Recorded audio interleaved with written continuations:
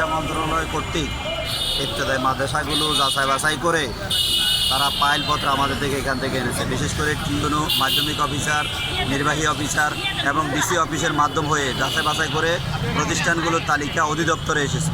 কিন্তু মাদ্রাসা অধিদপ্তরে আসার পরে দেখতেছি আমাদের দীর্ঘদিন পর্যন্ত শুনলাম স্বাক্ষর হয়েছে, বেতন হচ্ছে, এমপিও হবে, কিন্তু আমাদের থেকে সবগুলো সাবমিট নেওয়ার পরেও যাচাই বাছাই করার পরেও আমাদেরকে 1519টি যে প্রতিষ্ঠান, সেই প্রতিষ্ঠানগুলোকে এখন পর্যন্ত এমপিও দিচ্ছে না।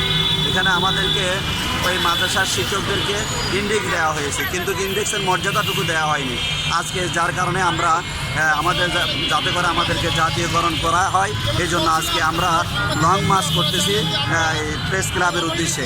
আর এখনই আমাদেরকে প্রশাসন, পুলিশ বাধা দেওয়ার কারণে আমরা ওইদিকে যেতে পারতেছি না, আমরা দাঁড়িয়ে আছি। আমরা প্রশাসনকে সম্মান করি, গভর্নমেন্টকে সম্মান করি। আমরা চাই না আমরা শিক্ষা প্রতিষ্ঠানে ফিরে যেতে চাই। আমরা চাই না রাস্তায় আন্দোলন করতে।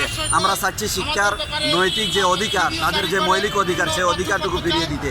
আজকে আমরা আমাদের বাচ্চাদের মুখে হাসি পড়াতে পারতেছি না, একটি মাত্র কারণ আমরা যে পরিমাণে বেতন পাওয়া দরকার সেটি আমরা পাচ্ছি না। আমাদেরকে সামান্য মাত্র অনুদান দেওয়া হয়, যেটা সামান্য মাত্র 3,500 টাকা আমাদেরকে অনুদান দেওয়া হচ্ছে।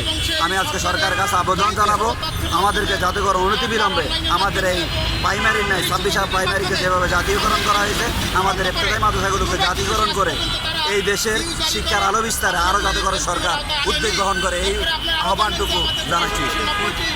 আপনার নাম বলেন। নাম? আমি মিরাজুল ইসলাম, নোয়াখালী জেলা থেকে এসেছি।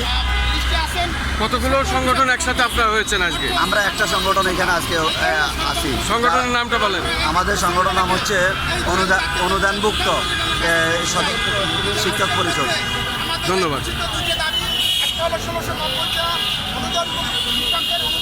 শুধু দর্শক, আমরা দেখতে পাচ্ছি অনুদানভুক্ত স্বতন্ত্র ইবতেদায়ী মাদ্রাসা শিক্ষক কল্যাণ সমিতি এবং এই কমিটি তারা আজকে মানববন্ধন নিয়ে, এবং মানববন্ধন বেশ কিছুদিন আছে, এবং র্যালি নিয়ে তারা যাচ্ছিল, এবং র্যালিকে পুলিশ এখানে বাধাগ্রস্ত করেছে, যার জন্য তারা জাতীয় প্রেস আজ কতদিন, আজ 4র্থ দিন, এবং বাধাগ্রস্তের কারণে তারা এখানে দাঁড়িয়েই তাদের প্রতিবাদ জানাচ্ছে।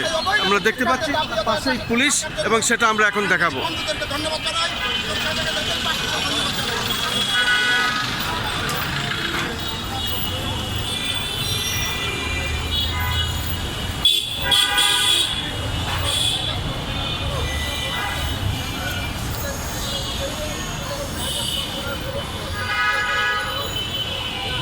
দাঁড়ান, এদিকে দাঁড়ান, আমার দিকে তাকান।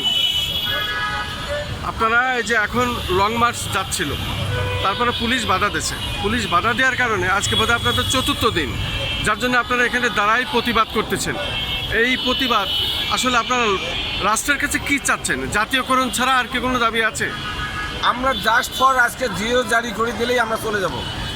আমাদের জিও দরকার। আমাদেরকে অনেক গভর্নমেন্ট রুল দিচ্ছে, চিঠি দিচ্ছে, পরিদর্শন করছে, জরিপ করছে। এর আলোকে আমরা আজকে পদযাত্রা করতেছি সচিবালয়। আমাদেরকে আজকে জিও দিবে কি না, যদি জিও দেয় আমরা আজকে সবাই চলে যাবো, গ্রামে চলে যাবো। আর না দিলে আমরা রাস্তায় থাকবো, রাস্তা বিভিন্ন কর্মসূচি। আপনার নাম কি? আমার নাম গোলাম আজম, আমার গ্রামের বাড়ি কুড়িগ্রাম সদর। আজকে কতদিন আপনাদের চলছে? 21 তারিখ অদ্যাবধি পর্যন্ত আছি, ঈদ পর্যন্ত। যতক্ষণ দেবে না, শুধু ঈদ নয়, যতক্ষণ দেবে না আমরা প্রয়োজনে সংসদ ভবন যাব, এবং ঈদের দিন আমরা প্রধানমন্ত্রীর কার্যালয় বাসভবনে যাব ঈদ করার জন্য। আপনাকে অনেক অনেক ধন্যবাদ।